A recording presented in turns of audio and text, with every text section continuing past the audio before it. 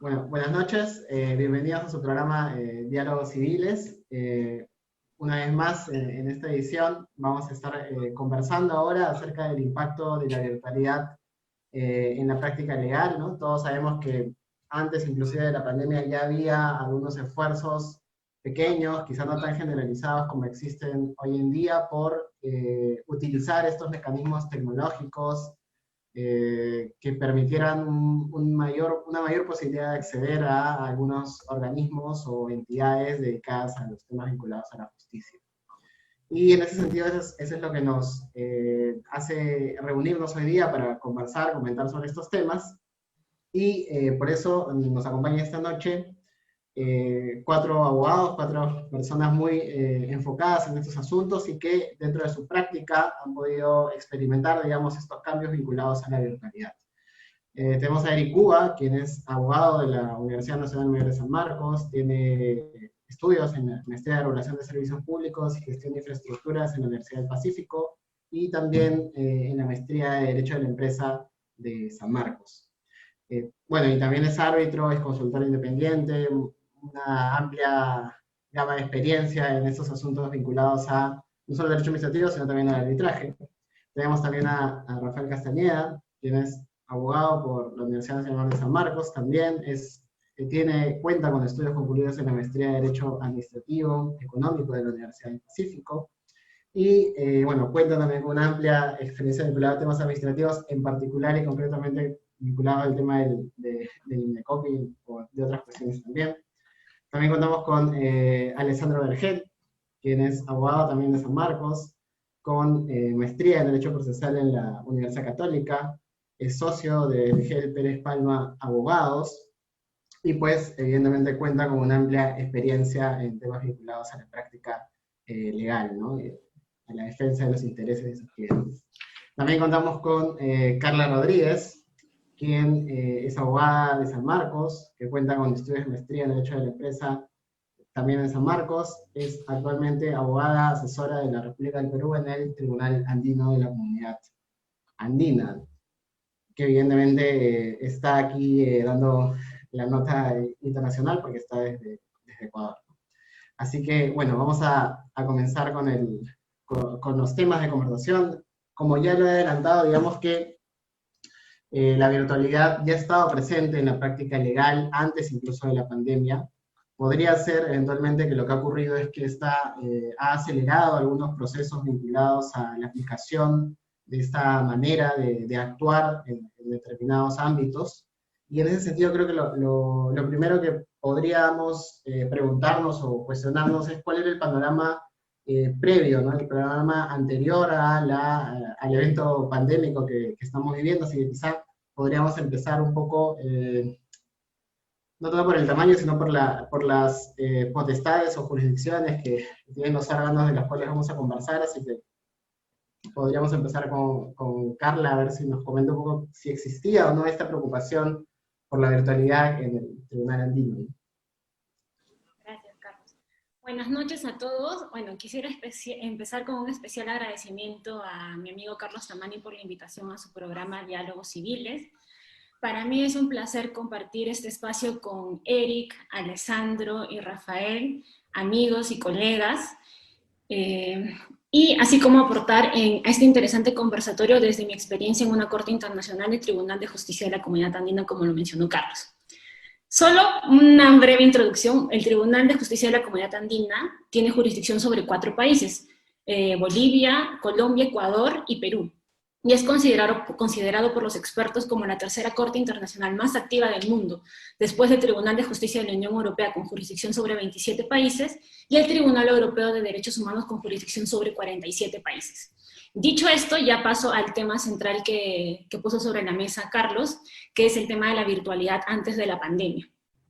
Bueno, antes de la pandemia, específicamente desde octubre del año 2017, de conformidad con el segundo párrafo del artículo 17 del Reglamento Interno del Tribunal, sus sesiones, tanto judiciales como administrativas, se celebran de manera presencial o por medios telemáticos, tales como videoconferencia, correos electrónicos u otros. Esto quiere decir que el tribunal, desde el 2017, ya tenía la posibilidad de sesionar, ya sea de manera presencial o de manera virtual. e incluso en determinados casos se daban estas sesiones de manera mixta, o sea, algunos magistrados participaban de manera presencial, por ejemplo, 2 magistrados de manera presencial y los otros 2 magistrados de manera virtual. Eso era en cuanto al tema de las sesiones. Ahora, respecto de la tramitación de los procesos, dada la naturaleza de esta corte, que es una corte internacional, tanto las demandas en acciones de nulidad, acciones de incumplimiento, recursos por omisión, demandas laborales o arbitrales, que son las competencias que tiene este tribunal, estas demandas podían ser recibidas también por correo electrónico, con cargo a la remisión de la demanda en original de manera posterior, pero sí podían ser recibidas de manera electrónica. Y luego, como muchas veces las partes de estos procesos no estaban en la sede del tribunal, que es en Quito, Ecuador, sino estaban, no sé, en Guayaquil, en Lima, en Bogotá, en La Paz, todas las demás actuaciones, como por ejemplo la admisión a trámite de la demanda, el traslado de las excepciones previas, la absolución de los recursos, las convocatorias a audiencias públicas, todas las demás actuaciones eran notificadas por vía correo electrónico. Y también todos los demás documentos eran recibidos vía correo electrónico, con lo cual lo que se maneja en el tribunal es un expediente físico, donde se imprime todo lo que llega electrónicamente, que viene a ser como el expediente original, y un expediente virtual. Entonces, desde que yo estoy en el tribunal, que es más o menos hace 4 años, siempre he manejado las 2 figuras, ¿no? El expediente virtual y el expediente físico. Ahora bien, como mencioné el tema de las audiencias públicas, es importante resaltar que también antes de la pandemia el tribunal ya tuvo audiencias virtuales, y estas se han dado, por ejemplo, cuando las partes no han podido visitar, o venir, mejor dicho, hasta la sede del tribunal, que está en Quito, y han solicitado su participación vía virtual. Hemos tenido un caso incluso donde ambas partes estuvieron de manera virtual en la audiencia, pero también hemos tenido audiencias en las cuales una parte ha estado de manera presencial y otra parte de manera virtual. O sea, también lo hemos hecho de manera mixta. Y finalmente, quería referirme también a las interpretaciones prejudiciales, que es otra competencia que tiene el tribunal. Estas solicitudes de interpretaciones prejudiciales que realizan los jueces o las instancias administrativas de los 4 países miembros, también son recibidas de manera, por correo electrónico, incluso antes de la pandemia y ahora obviamente también, y no son absueltas por el tribunal por la misma vía. Igual nada impide que los solicitantes o los consultantes puedan hacer estas solicitudes de interpretación prejudicial de manera física, pero por lo general todos lo hacen vía correo electrónico. Y bueno, solo quiero cerrar este punto resaltando que, como se puede advertir, y como ya lo había mencionado, por la propia naturaleza del tribunal, de ser una corte internacional, ese tribunal ya estaba encaminado antes de la pandemia hacia la virtualidad, tanto en sus temas de notificaciones, sesiones, expediente electrónico, etc. Gracias. Gracias, Carlita. Partía de una necesidad, ¿no? de la propia naturaleza del tribunal. Qué interesante igual que haya generado todos estos mecanismos. Bueno, ahora quizá conversando, analizándolo, nos damos cuenta de los contrastes que pueden existir sobre estas prácticas, ¿no? No sé, Alessandra, a ver ahí qué nos puedes contar un poco. Gracias, Carlos. Gracias por la invitación, y en realidad muy contento de estar compartiendo algunas ideas con grandes amigos. A ver, a mí me han encargado el tema de la virtualización en el Poder Judicial, y todos sabemos que el Poder Judicial en el Perú tal vez no sea una de las entidades más eficientes a lo largo de los últimos años. Y en general creo yo que este es un problema que no solamente se presenta en el Perú, sino en todos los países del mundo.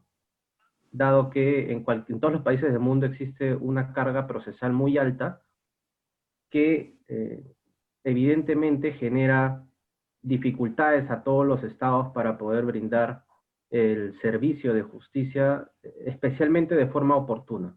No somos el único país que un juicio demora más de 2, 3, 4, 5 años, ¿no? Definitivamente antes de la pandemia ya habían desarrollos tecnológicos para efectos de llevar adelante los procesos judiciales.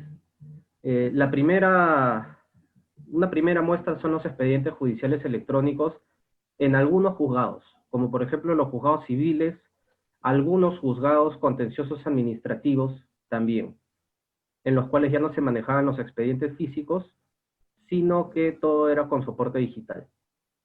Si bien antes para presentar un escrito podías ir a mesa de partes, tenías que ir a mesa de partes y por más de que sea digital te lo escaneaban y te lo digitalizaban, luego de la pandemia ya se ha expandido como una práctica común que se puedan presentar escritos también a través de mesa de partes virtual, ¿no? En este momento los requisitos para presentar los escritos están aligerados, dado que no necesitas por ahora como requisito necesario la firma electrónica y demás. Creo yo que esto va a traer más adelante problemas porque tener firmas digitales no es tan sencillo. Tal vez para abogados de estudios que tienen una logística ya consolidada, se les puede facilitar la vida, pero recordemos que no todos los litigantes son litigantes de estudio, ¿no? Entonces, yo creo que eso hay que tenerlo bastante en cuenta. Y también hay que tener bastante en cuenta el tema de las brechas en tecnología, ¿no? No es lo mismo litigar en un arbitraje en el cual las partes saben que van a ir a un arbitraje y cuentan con los recursos para poder tener internet y una computadora. En el Poder Judicial no sabemos si un alimentista va a poder tener una computadora o si en determinadas provincias van a tener acceso a internet en determinadas zonas. Y yo creo que ese es un problema que el Poder Judicial debe identificar y resolver. No todos tenemos una computadora en casa ni somos abogados de estudio. Pero definitivamente las audiencias virtuales que se están llevando a cabo en este momento ayudan y ayudan bastante. Todos sabemos de que los abogados no solamente litigan en la provincia donde viven, y el solo hecho de poder contar con la posibilidad de tener audiencias virtuales le reduce costos no solo al abogado, sino a la persona que está litigando, que es a fin de cuentas a quien se le brinde el servicio de administración de justicia.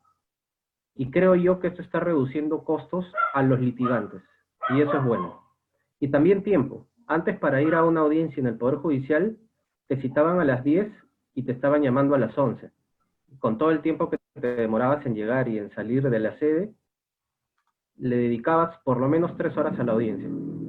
En este momento, con 20 minutos, accediste al link, diste tu informe oral y saliste.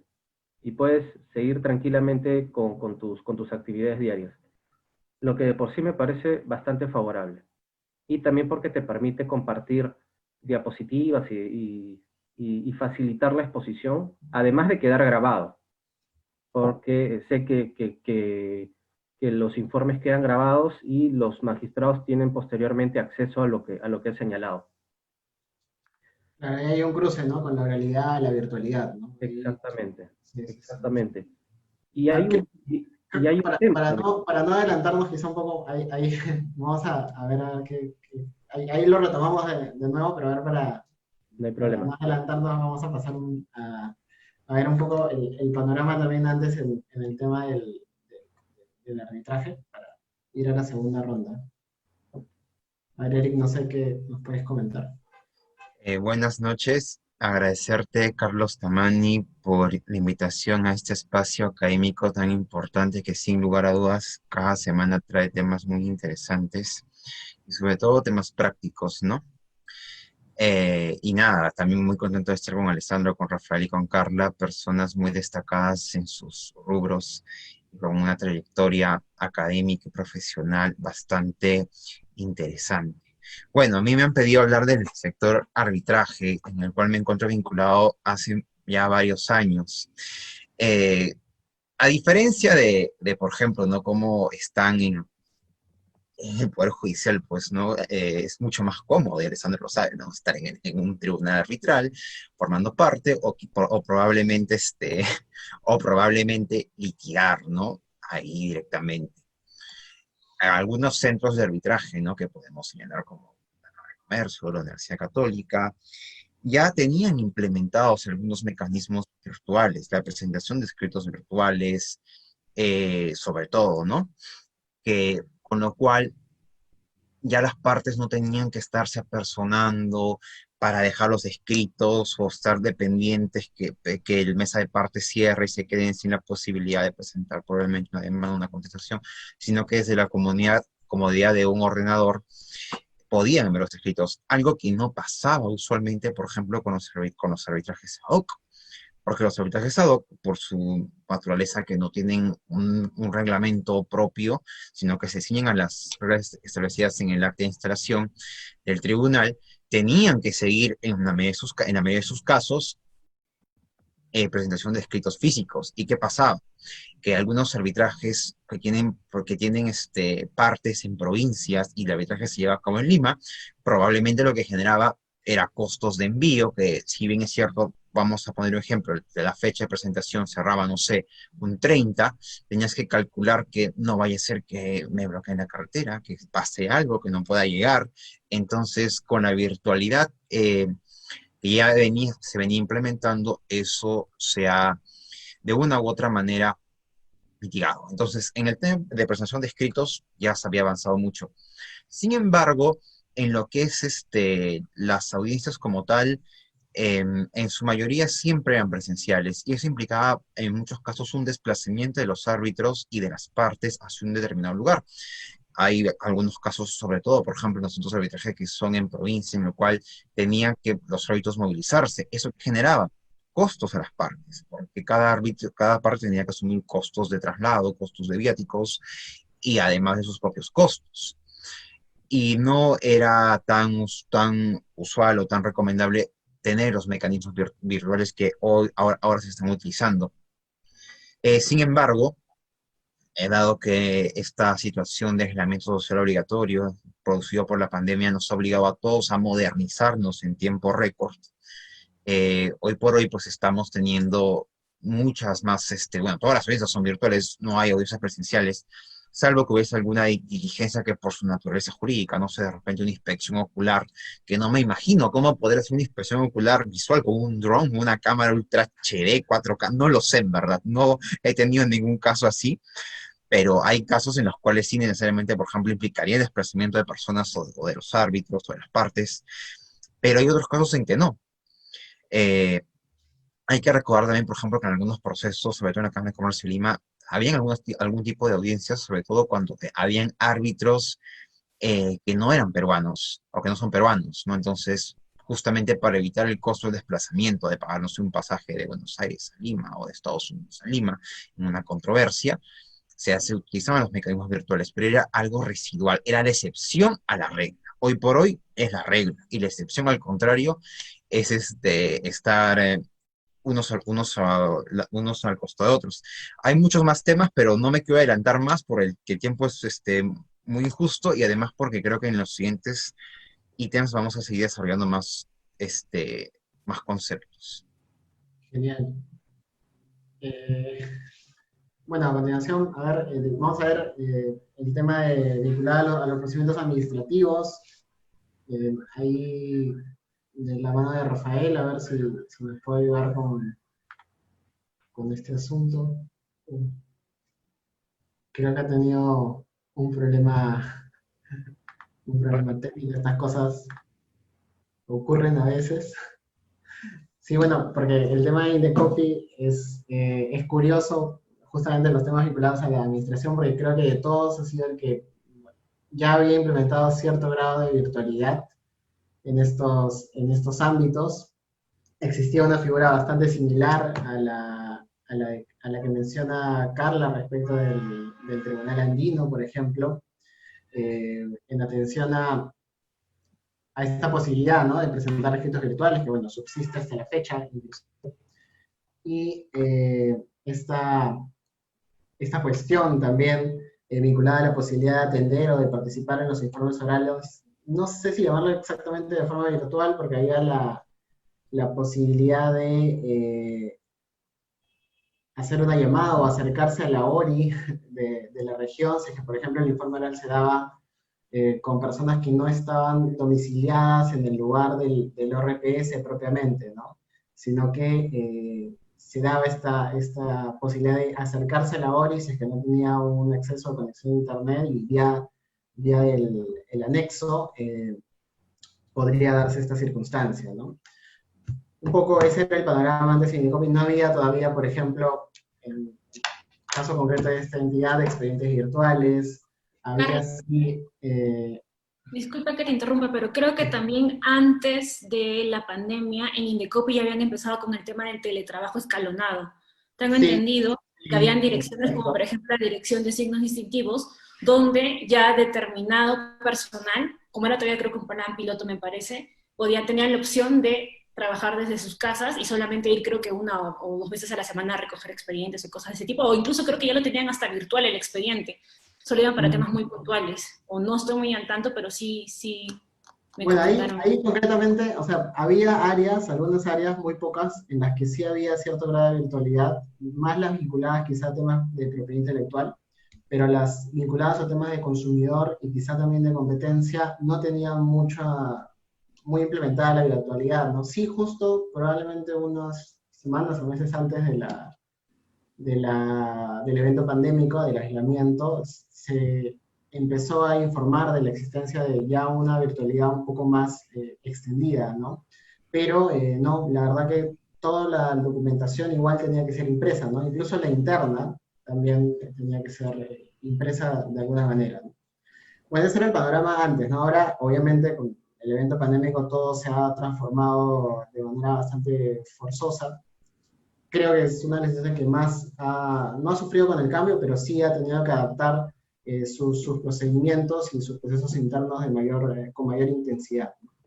Sí, bueno, ya para continuar, o sea, ya tenemos claro el panorama, ¿no? Mal que bien, creo que todas las entidades y todos los aspectos de la práctica un poco que estaban orientados a evidenciar, digamos, esta necesidad de implementar cierto grado de virtualidad, ¿no? De manera previa al evento pandémico, sea por las necesidades de la oralidad, sea por las necesidades de la distancia, por lo que fuere, ¿no? Pero había cierta intención.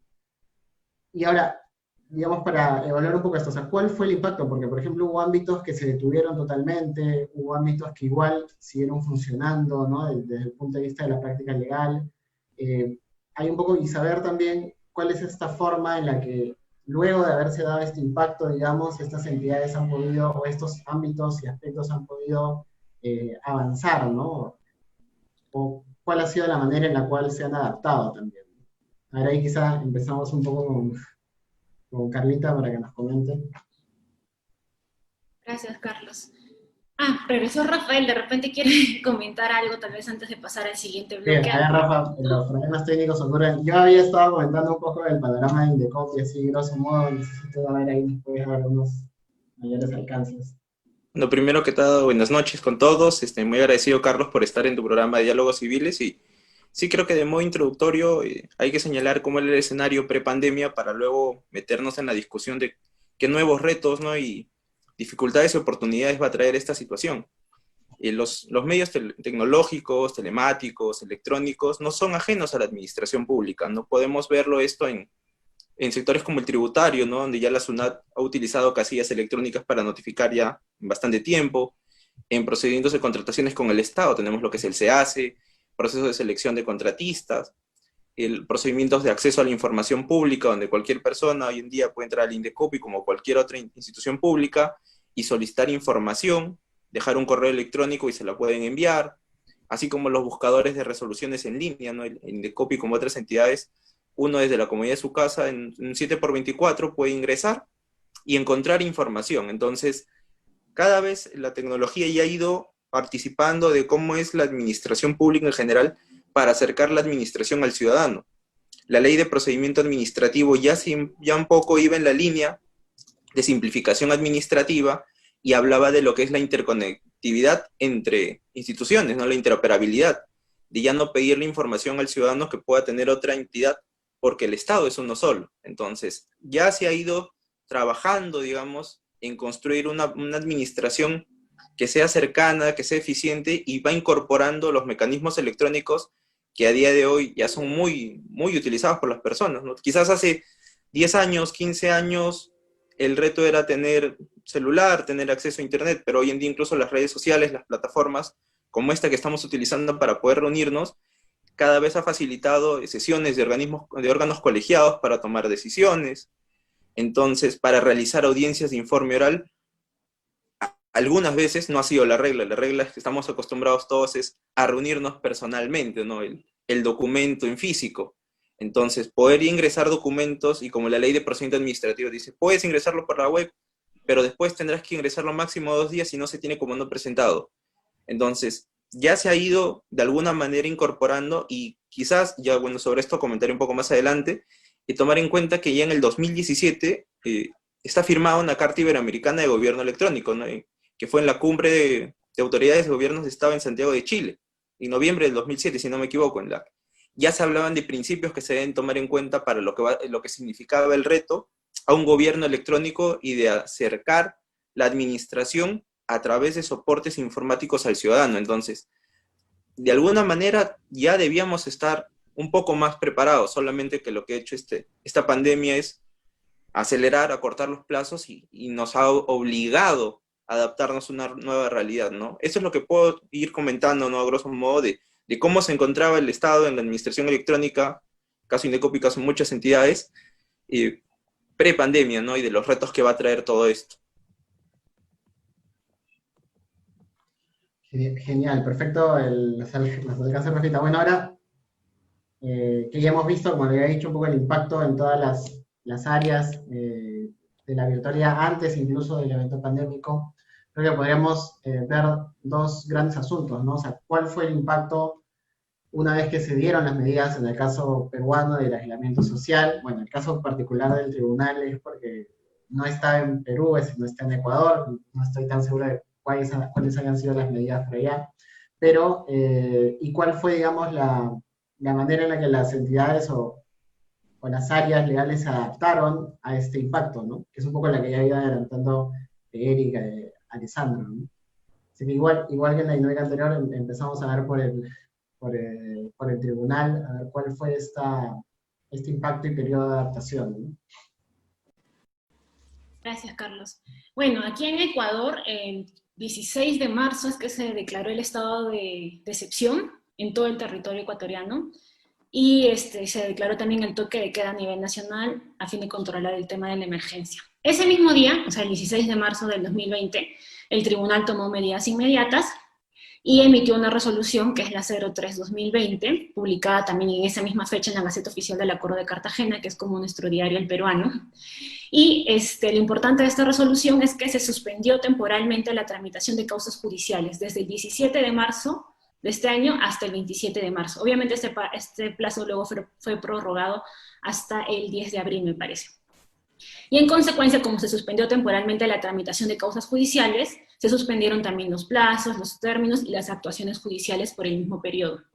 No obstante, en la misma resolución, y específicamente en el segundo resuelve, se precisó, ¿no?, que para asegurar la continuidad del trabajo en la elaboración de proyectos de providencias judiciales, se continuaría con el trabajo, pero ahora a través de medios telemáticos. Eso quiere decir que una vez que inició la cuarentena, el aislamiento, el tribunal no paró, siguió trabajando, siguió produciendo, pero lo que sí estaba como que paralizado un poco eran los plazos, los trámites, las actuaciones. No podíamos, por ejemplo, convocar audiencia en ese momento, pero los magistrados sí seguían reuniendo en sesiones y seguíamos produciendo providencias judiciales.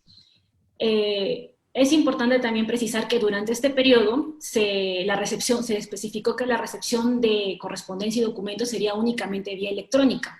Esto es, solo por correo electrónico se recibían los escritos y demás documentos, ¿no?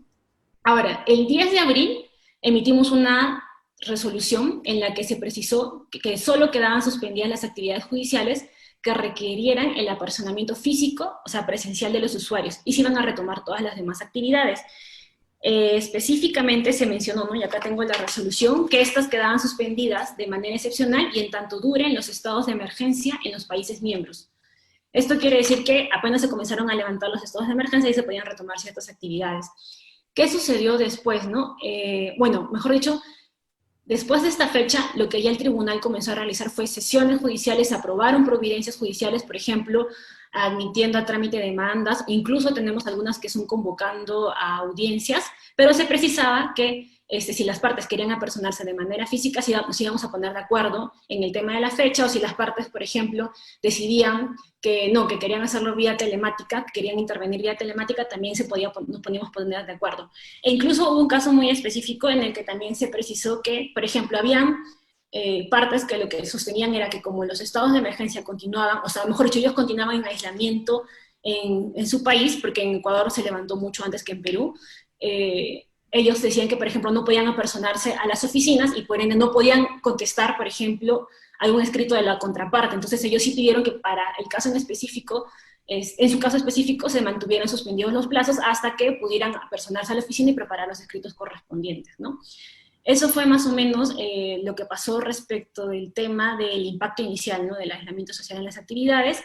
Y ahora, sobre el segundo punto, que es el periodo de adaptación y retorno a las actividades, que entiendo, Carlos, que lo vamos a tratar también en esta ronda, ¿no? Sí, sí, sí. Ya, sobre este periodo, bueno, como pueden ver, el tribunal no es que nunca no paró, ya venía con el tema de la virtualidad, así que hablar de un tema de adaptación y retorno no es como que tan pertinente para el tribunal, porque como que nunca dejó de sus Claro, actividades. siempre mantuvo sus actividades, ¿no? Más Ajá, allá de entonces, todo, siempre permaneció en funcionamiento.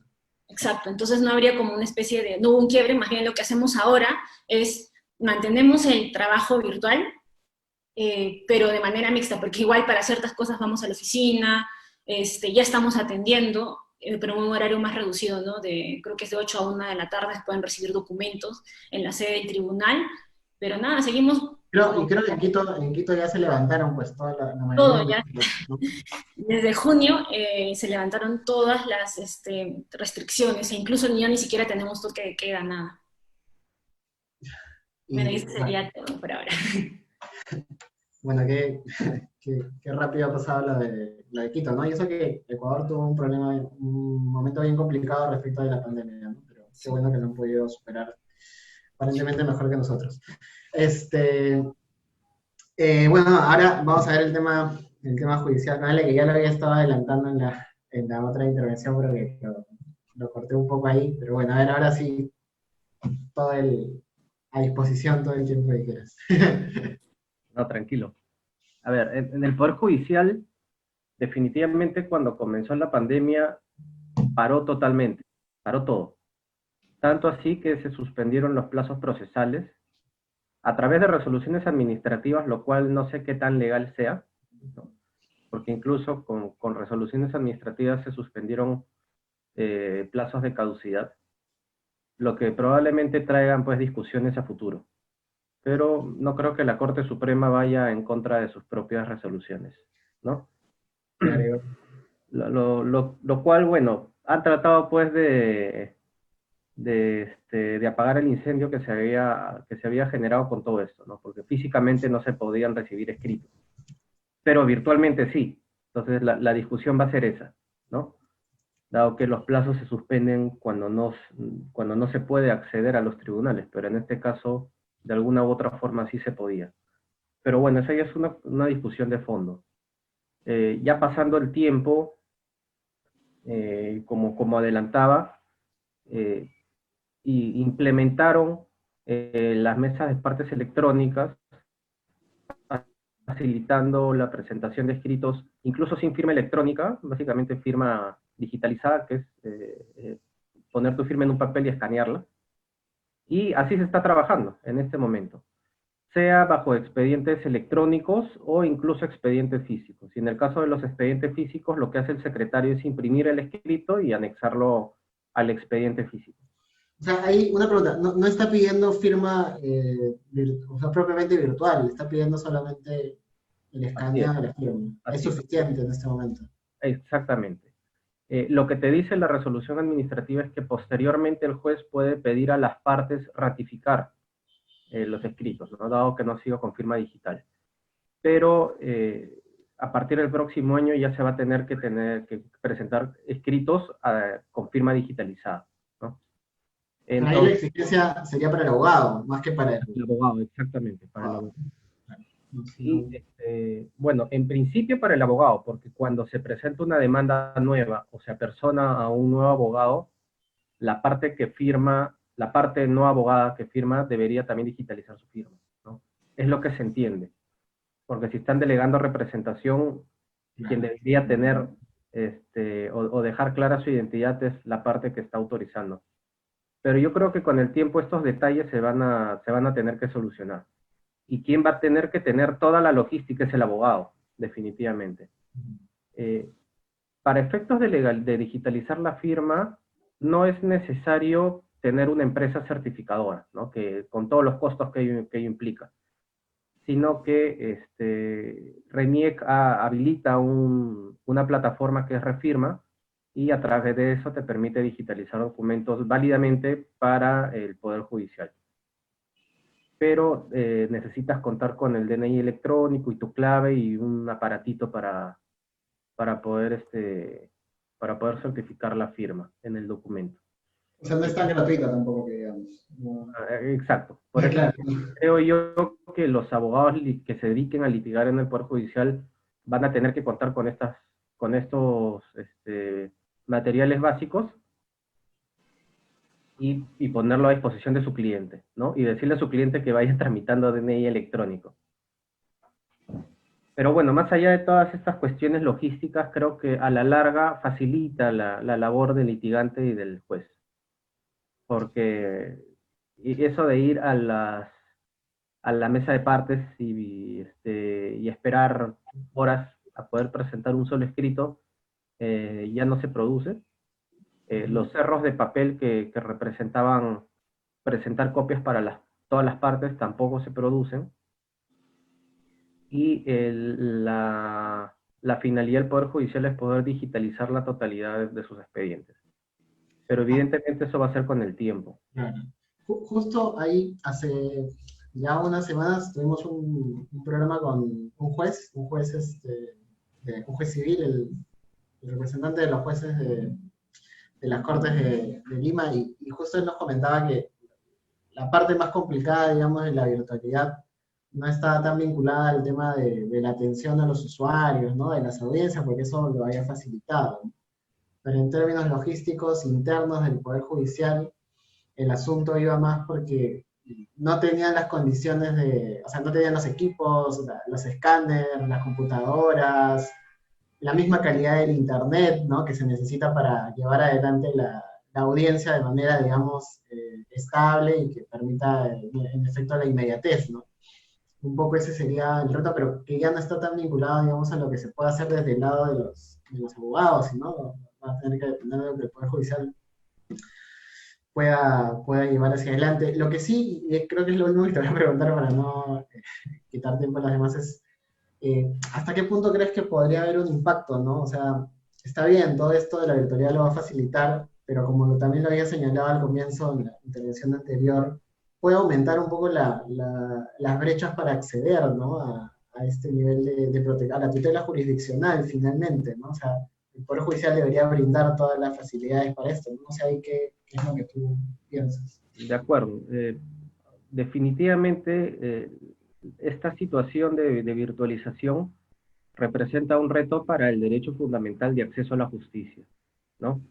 En el derecho procesal ya debemos de dejar de hablar de derecho de acción y todas las discusiones dogmáticas y centrarnos en lo que para nuestro país resulta relevante. Y una de las principales cuestiones es el acceso a la justicia.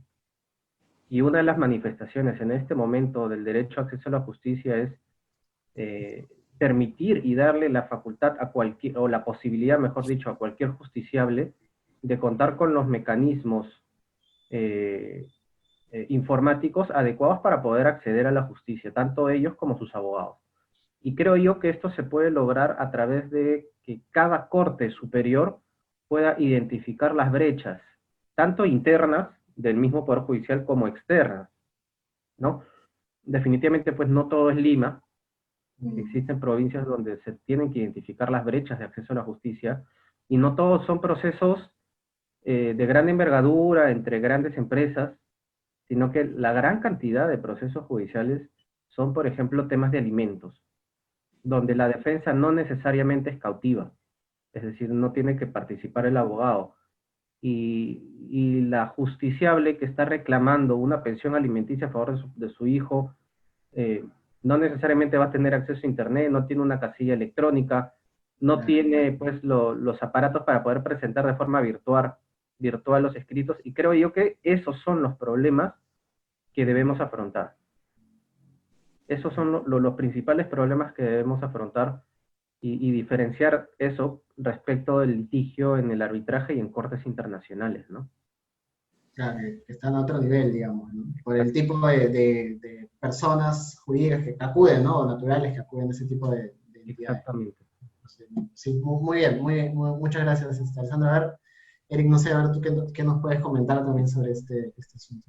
Y yo creo que ha habido un impacto bastante importante con el tema del aislamiento social, ¿no? Bueno, el impacto inmediato es que todo se paró de golpe. Eh, y además que, bueno, van a haber nuevas controversias producidas justamente por el aislamiento social obligatorio, y van a haber nuevas controversias y justamente dado las restricciones que pone el Estado, va a ser un poco complicado que se pueda continuar. Pero creo que acá es un deber en el arbitraje tener en cuenta que hay herramientas procesales que están disponibles y que los abogados tienen que accionar justamente para poder mitigar estos posibles retrasos que puede generar la pandemia. Y justamente la mitigación de eso es generar una mayor eficiencia, ¿no? A través de una orientación adecuada por parte del tribunal virtual, con las mesas virtuales, como se ha mencionado, ¿no? Además de eso, también que el tribunal arbitral tiene que organizarse. Sobre todo los tribunales ad hoc, afortunadamente los institucionales, mediante una disposición del propio centro, se suspenden los plazos, pero han habido otros casos en los que no. Además que no todas las partes se encuentran en la misma igualdad para poder para poder seguir actuando como lo hacían antes. Podemos ver, por ejemplo, la mayoría de procuradurías, por la propia seguridad de la información que manejan, no tienen los expedientes digitalizados. Entonces ellos, al declarar el estado de inhabilitación social obligatoria de un día para otro, los expedientes se quedan en las entidades. Entonces, ¿cómo pueden ellos seguir ejerciendo una defensa adecuada si no tienen acceso al expediente? Entonces ahí el tribunal tiene que ser flexible porque evidentemente una de las partes se encuentra en una desventaja, ¿no? A través de tiempos o suspendiendo o dando mayor tiempo para la preparación de las audiencias, y probablemente también cuando todo volviera a normalidad, en algunos casos, algunas procuradurías solicitaron que por favor se amplíe el plazo de suspensión, en tanto que ellos estaban retomando las labores propias de defensa judicial en el arbitraje que realizaban, ¿no? Y tiene que ver sobre todo con un tema, como bien ha señalado Alessandro, de el acceso a la justicia para ambas partes. O sea, el tribunal tiene que tratar con equidad a ambas partes, ¿no? Y estas situaciones específicas pueden de una u otra manera generar una situación de desventaja a alguna de las partes, por lo cual hay que generar las condiciones necesarias. Otro caso, por ejemplo, que es bastante importante, que justo lo vi la semana pasada, es ¿qué pasa si uno de los óbitos se enferma? Y estamos en plazo para laudar. Es un caso en verdad de la vida real, ¿no? Correspondería suspender el cómputo del plazo para laudar. Y claro, usualmente, no sé, dan 30 días para laudar y luego se extiende 30 días más, 60 días hábiles para laudar. Y en las últimas 2 semanas, un óbito se enferma. Entonces uno pensaría, oye, pero han tenido 40 días hábiles para poder pronunciarse, correspondería interrumpir el cómputo del plazo por enfermedad. Yo no he visto ningún caso, pero creo que habría pues que analizar exactamente qué tan complejo es, ¿no? ¿Qué tanto ameritaría? Pero eso es lo que son nuevas situaciones que se presentan y que de una u otra manera los tribunales tienen que estar a la altura para poder dar respuesta, ¿no?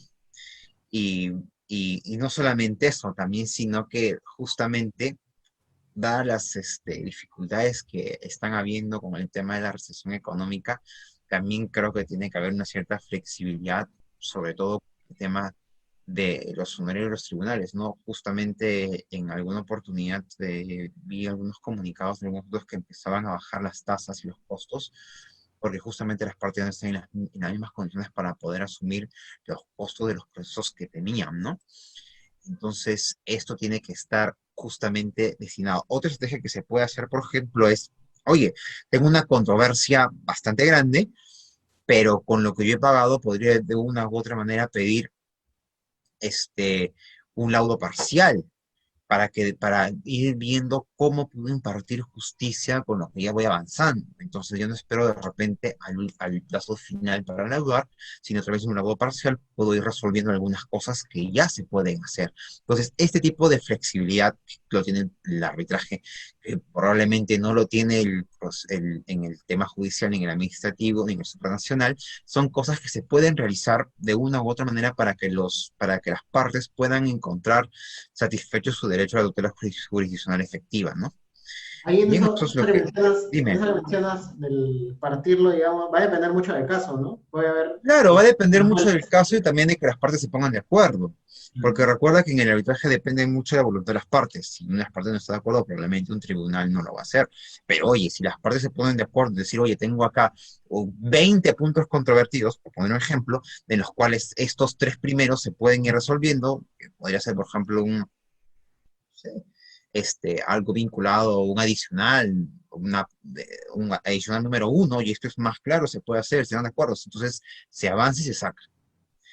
Entonces, pero de repente que lo último no se puede sacar porque hay de por medio, no sé, una información falsa o inexacta, o hay uno ver que hay de por medio una pericia, no lo sé, poniéndote casos hipotéticos, pero que se podrían realizar, ¿no? Entonces ahí las partes se pueden ver beneficiadas ambas porque, oye, tengo un lado parcial y puedo seguir avanzando. Claro.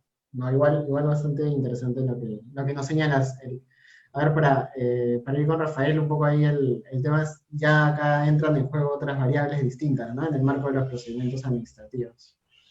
Sí, aquí tomando en cuenta lo que sucedió y el cierre de golpe por la restricción social obligatoria, ¿no? En la cuarentena, obligó que el gobierno esté sacando normas, decretos para tratar un poco paliar los plazos, porque como señalaron bien Eric y Alessandro, las personas al no poder acceder a sus expedientes o no poder desplazarse para poder ingresar a alegaciones, documentos, veían limitados sus derechos, entonces resultaba razonable suspender los plazos, ¿no? Suspender los cómputos. Ahora, la forma en la que se realizó, técnicamente hay muchas críticas, ¿no? Porque salió por diferentes decretos, uno parchando al anterior, y finalmente ya con un decreto de urgencia se señaló que la suspensión de plazos, que en un principio decían solamente son los de parte, o después solo los sujetos a silencios administrativos, y luego a los especiales, y luego dijo, incluyendo a los sancionadores, porque en realidad todos los procedimientos administrativos, la administración pública se veía paralizada, tanto los administrados para poder acceder a sus expedientes, presentar escritos, como la propia administración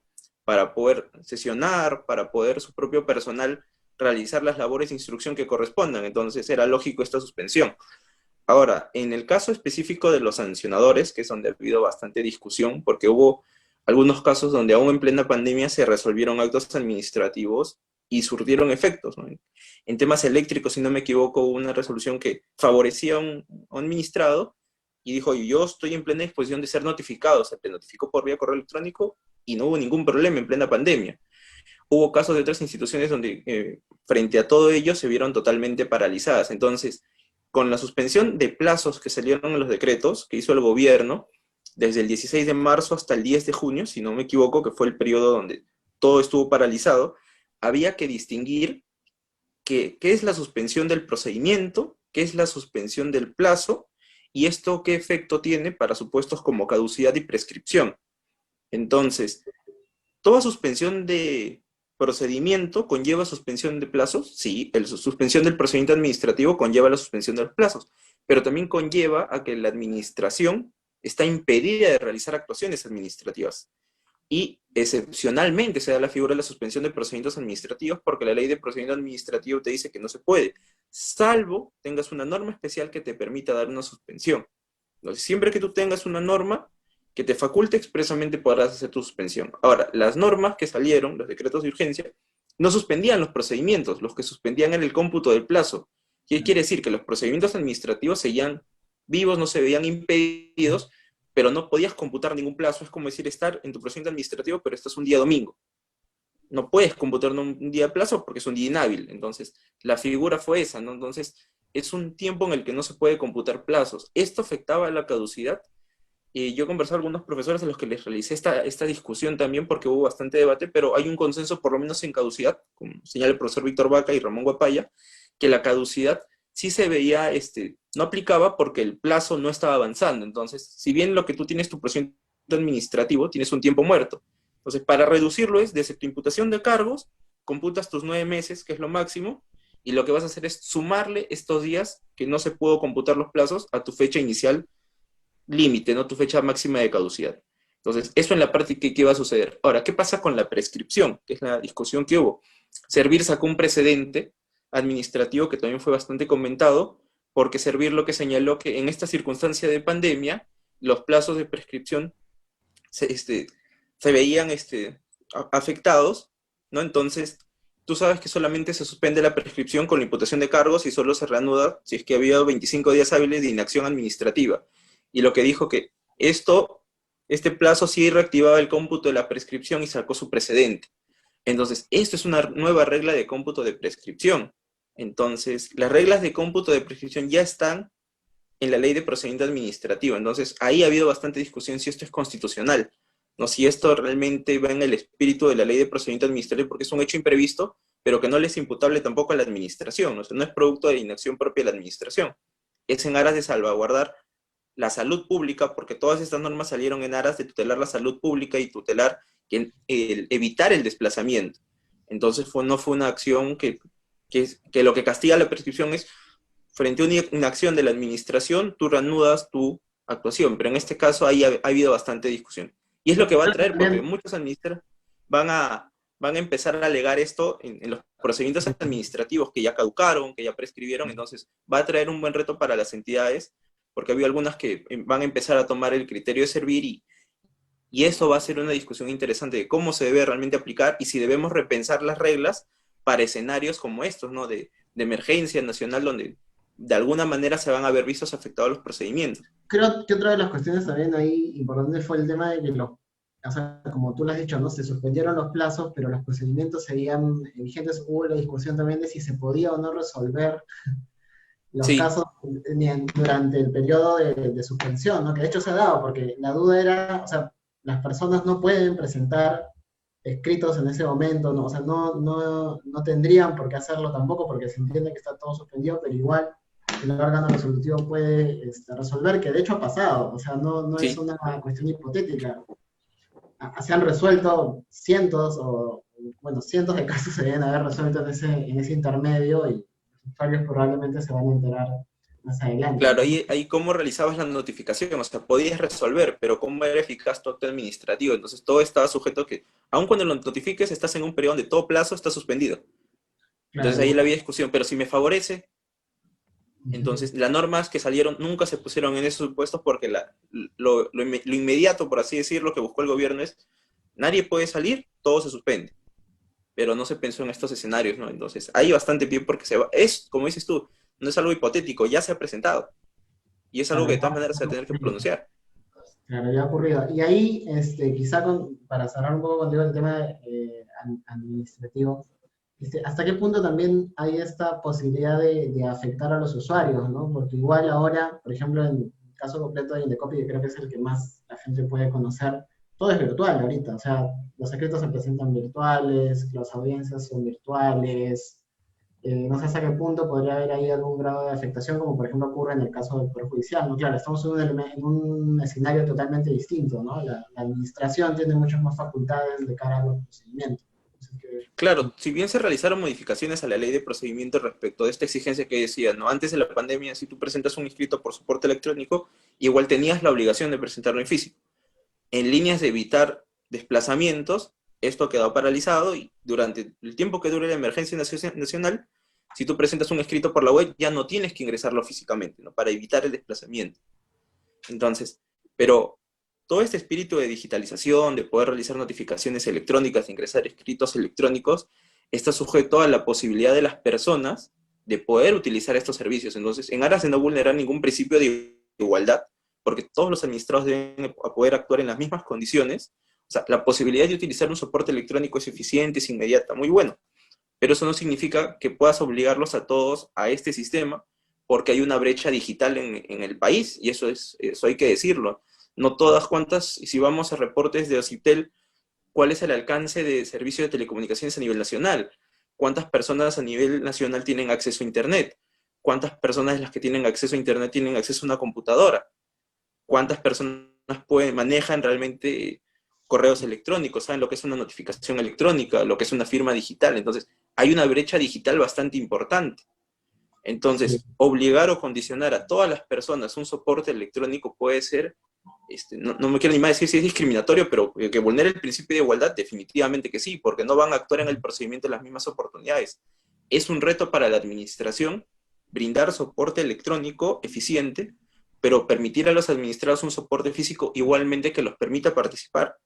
Claro, Entonces, de hecho, ¿sí? sí, o sea, disculpa, de hecho, va a haber un tema con las notificaciones en algún momento, no sé si se plantee, porque cuando se reactivan las actividades o se inicia el tema de las notificaciones, un poco lo que se hace es notificar al correo electrónico que pudiera aparecer en el expediente, que es un poco lo que sale en los informes legales de ese sentido y todo lo demás, ¿no? La regulación. Sí, Pero bueno, hubo informes legales que realmente son muy discutidos porque una cosa es un correo electrónico y otra cosa es tu domicilio electrónico. No necesariamente es lo mismo. Entonces, un domicilio incluso presencial, yo tengo domicilios legales, ¿no? Mi domicilio para la SUNAT, que es mi domicilio fiscal y en aras de tributar, la autoridad sabe dónde me puede ubicar. Mi domicilio RENIEC, por ejemplo, ¿no? Mi identificación, que para temas electorales, para registro de elección de autoridades, no he visto temas de votos golondrinos, pero la autoridad sabe dónde me puedo ubicar, dónde yo radico, o sea, mi domicilio, mi lugar de morada. Y otra cosa es el lugar que yo, como justiciable, como administrado, le indico a la autoridad que tiene a cargo un procedimiento conmigo donde quiero recibir las comunicaciones. claro. Que puede ser mi propio domicilio, que puede ser el domicilio de mi abogado, de quien yo considere pertinente. Entonces, yo puedo haber ingresado alguna vez un escrito por correo electrónico, ¿qué es lo que pasa? O en una supervisión, capaz un administrador remitió un documento, una foto, por correo electrónico. Esto es suficiente para que la autoridad administrativa diga, ya en adelante, como hay un correo, te notifico ahí.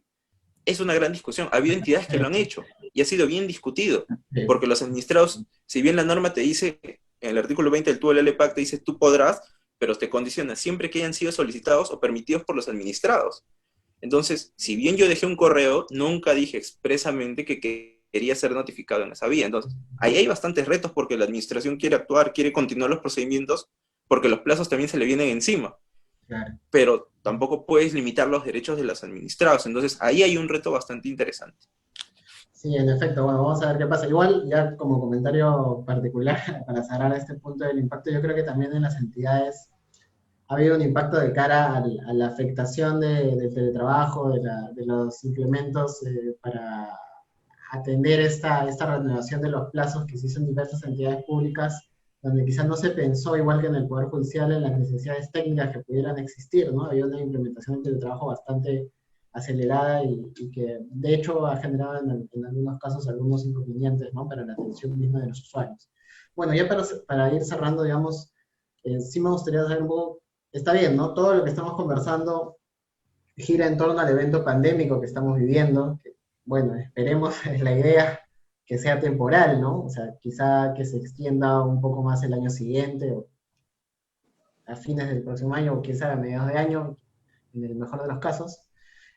Pero ¿hasta qué punto consideran ustedes que esta virtualidad ya, digamos, se va a volver la regla, ¿no? Independientemente de que tengamos o no el evento pandémico que actualmente venimos viviendo.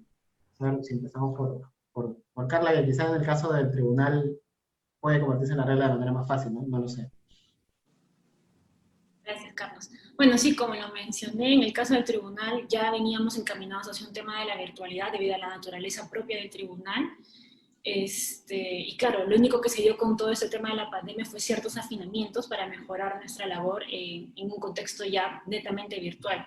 Entonces, yo considero personalmente que el tribunal seguiría en esta modalidad, pero creo que también no se va a cerrar al hecho de que algunas actuaciones las pueda seguir haciendo de manera presencial, las que se puedan, y de manera virtual, las que no, como lo venía haciendo incluso antes de la pandemia, y como ya les mencioné, o sea, audiencias en las que las partes no puedan apersonarse de manera presencial, que se apersonen de manera virtual, y el tema de las notificaciones y todo, que también considero que se van a seguir realizando de esa misma manera. Por ejemplo, las notificaciones dentro de Ecuador y Quito sí las realizamos de manera física, pero las que son, por ejemplo, a Perú, Bolivia o Colombia, si son por correo electrónico, salvo que sean, o las partes pidan que se realice de manera física, si se envían por DHL o por otra vía, ¿no? Pero creo que más o menos esa es la idea. Y creo que ya para hablar, no centrándome en el tribunal, sino de manera general sobre el tema de si esto va a sobrevivir, sobre el si la virtualidad sobrevivirá o no, yo ya en otros foros he mencionado que personalmente considero que sí, la virtualidad llegó para quedarse, tiene muchas ventajas, pero como también lo han mencionado aquí, es cierto que lo que se debe tratar o lo que se debe procurar es garantizar una justicia, que haya priorizar un auténtico acceso a la justicia para todos. Entonces, considero que por lo menos en el caso de Perú, y como lo mencionó Rafael en el tema administrativo o Alessandra en el tema del Poder Judicial, sí eso va a tomar bastante tiempo y creo que se debería buscar como que un punto intermedio, o sea, en lo que se pueda hacer de manera virtual que se haga en esa forma y en lo que no se pueda realizar de manera virtual, ya sea la naturaleza de las partes o del tema en general, que se realice de manera presencial. Es lo que considero. Ok, Carlita, muchas gracias. A ver, Alessandro, no sé si ahí tienes algo de complemento. Sí, en realidad la idea de todo este tiempo es ver qué cosa sirve, qué cosas se pueden mejorar. Y yo creo que las audiencias en general sirven, las audiencias virtuales. Entonces, lo que se debería determinar en primer lugar, ya cuando pase toda esta situación, es en qué situaciones sí conviene citar audiencias físicas, por ejemplo, ¿no? Tal vez cuando sean muchas partes, cuando hayan que interrogar a testigos, cuando hayan que hacer exhibiciones, eso ya va a depender del caso concreto y del buen criterio del juez, ¿no? Y de las partes. Pero yo creo que se puede encontrar fórmulas adecuadas para cada caso concreto. Y es común que en muchos procesos judiciales, especialmente de causas pequeñas, ni siquiera se citen audiencias, con lo cual básicamente se seguiría el proceso por el cauce regular, con escritos electrónicos y todo lo demás, y se ahorra tiempo, se ahorra dinero, se ahorra papel y se ahorra espacio, ¿no? Porque uno de los principales problemas del Poder Judicial es la parte logística. Y bueno, creo yo que para poder brindar un buen servicio hay que reestructurar muchas cuestiones internas del Poder Judicial. Pero sí, definitivamente yo creo que todo lo que estamos, o lo que nos ha tocado vivir ha derribado diversos mitos, ¿no? De que las audiencias virtuales y demás no servirían y sí sirven. Y pueden ser incluso en algunos casos incluso mejores que las audiencias físicas, porque sucede muchas veces que a los jueces los encuentras cansados, no te escuchan bien y luego no recuerdan lo que hablaste en la audiencia. Lo que en este momento quedan las grabaciones y las grabaciones forman parte del mismo expediente, ¿no? Sí, pues en efecto, hay que ver cómo funciona el Poder Judicial más adelante. Quizás sea una oportunidad, como dices, para terminar de esa reforma que nunca parece ser viable. Sí. Bueno, a ver, Eric, no sé si... Sí, bueno, yo para cerrar diría que hay que tener en cuenta algunas cosas, ¿no? En los procesos arbitrales. Por ejemplo, creo que es importante implementar un protocolo de audiencias donde se regulen todos los temas técnicos, desde el ancho de banda, equipos, todo, y también, por ejemplo, el tema de la confidencialidad. Antes, cuando estábamos reunidos físicamente, sabíamos que lo que estaba ahí quedaba ahí. Ahora, cuando es virtual, no sabemos si por ahí se puede filtrar o lo graban o sale un audio y luego no sabemos qué pasó con eso, ¿no? Y yo creo que, por ejemplo, a futuro, ya la pregunta que nos tenemos nosotros que hacer no viene a ser si la virtualidad o la digitalización va o no va, sino cuándo estamos dispuestos a introducirla y de qué manera, ¿no? Pues de una u otra manera, en esta coyuntura post-COVID-19, o ahora que estamos casi conviviendo, tenemos problemas graves, ¿no? Por ejemplo, la casi desfasada, ¿no? Organización digital que pueden haber en algunos sistemas judiciales, como el señor Alessandro, porque no hay recursos financieros, no hay recursos materiales, no hay recursos humanos, tecnológicos, o la cobertura o las brechas son insuficientes y descoordinadas. Entonces hay problemas logísticos, limitaciones de información y sobre todo también generan una falta de transparencia. Otro tema, como por ejemplo lo señalado Rafael, es que hay obstáculos legales y procedimentales, excesivos formalismos que son productos de normas rígidas, ¿no? Porque, bueno, si tuviese, por ejemplo, un derecho de la emergencia, por ejemplo, eventualmente un derecho de la emergencia aplicable, de una u otra manera podríamos haber estado preparados para esto, pero no, han habido problemas con notificaciones, plazos, la legitimación para obrar. Oye, que tal persona que era antes representante legal ahora está en la clínica, en UCI, no puede firmar. ¿Qué hacemos en esos casos? ¿No? Son temas que no habíamos previsto y eso genera problemas también con la propia admisibilidad de medios probatorios, producción de pruebas, carga probatoria y bueno, y todo eso lo vamos a ver no solamente en el arbitraje, sino creo que en todos los procesos independientemente de su naturaleza. Y esto pues viene de la mano con una modernización que debe ser inaplazable, ¿no? Porque forma parte de la propia transformación y simplificación y esto va de la mano también con la reducción de plazos y costos y sobre todo que de una u otra manera, mientras tengamos más infraestructura o más cobertura digital, vamos a cerrar más brechas y sobre todo vamos a generar que más personas sientan satisfecho su derecho de acceso a la justicia. Muy bien, a ver, Rafael, también tú, a ver, ¿qué opinas de esto de cara a los procedimientos administrativos?